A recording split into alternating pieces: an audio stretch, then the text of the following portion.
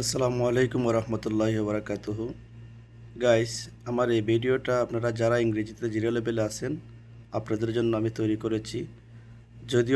যদিও ভিডিওটা একটু সিম্পল দেখতে দেখা যাচ্ছে, কিন্তু এর ভিতরে অনেক ইনফরমেশন আছে যা আপনাদের খুব উপকারে আসবে।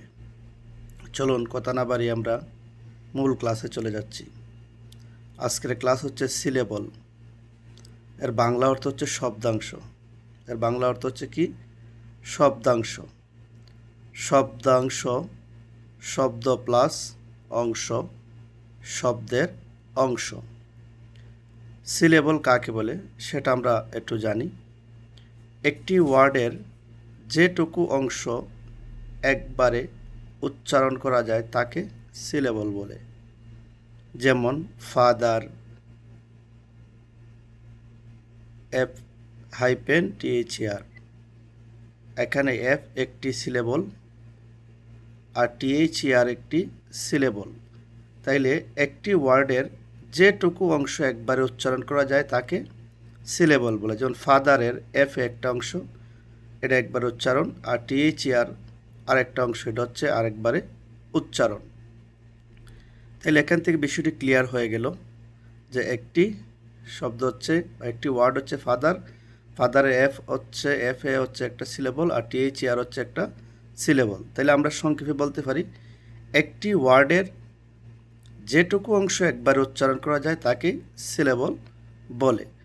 আর এই সিলেবলটা শেখা অত্যন্ত গুরুত্বপূর্ণ একজন স্টুডেন্টদের জন্য। সিলেবলের ওপর ভিত্তি করে ওয়ার্ডের শ্রেণীবিভাগ। সিলেবলের ওপর ভিত্তি করে ওয়ার্ডের শ্রেণীবিভাগ। সিলেবলের ওপর ভিত্তি করে ওয়ার্ডের শ্রেণীবিভাগ। পৃথিবীতে যত ওয়ার্ড আছে সবগুলোকে সিলেবলসের উপর ভিত্তি করে 4 ভাগে ভাগ করা যায়। তাহলে পৃথিবীতে যত ওয়ার্ড আছে সবগুলোকে সিলেবলস এর ওপর ভিত্তি করে কয় ভাগে ভাগ করা যায়? 4 ভাগে। Number 1 monosyllable. নাম্বার 1 মনোসিলেবল, এক শব্দ বিশিষ্ট সিলেবলিক। মনোসিলেবলিক ওয়ার্ড যেসব ওয়ার্ডে সিলেবল আছে এগুলোকে মনোসিলেবল ওয়ার্ড বলে। যেসব ওয়ার্ডে একটি মাত্র সিলেবল আছে এগুলোকে মনোসিলেবলিক ওয়ার্ড বলে। একটি মাত্র। যেমন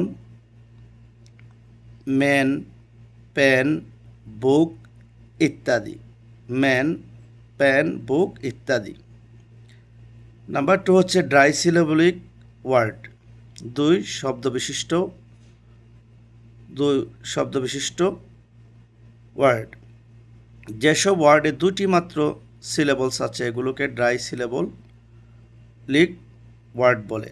যেসব ওয়ার্ডে দুইটি মাত্র সিলেবলস আছে এগুলোকে ড্রাই সিলেবলিক ওয়ার্ড বলে। যেমন মাদার, ফাদার।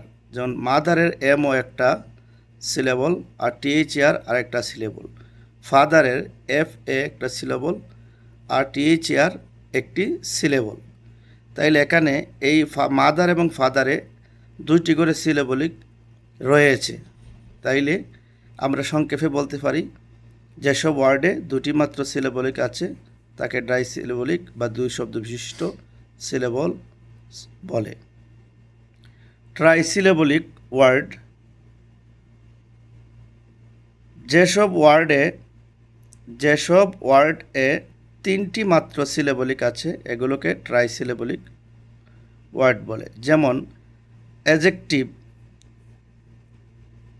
অ্যাড একটি অংশ, জ্যাক একটি অংশ, টিপ একটি অংশ। এই ওয়ার্ডে তিনটি সিলেবলিক রয়েছে, এই জন্য এটাকে বলা হয় ট্রাইসিলেবলিক ওয়ার্ড। যেমন বাংলাদেশ, বিএনজি একটি অংশ, এলএলআই একটি অংশ, দেশ একটি অংশ। এই তিনটি অংশ, এই জন্য এটাকে বলা হয় ট্রাইসিলেবলিক ওয়ার্ড।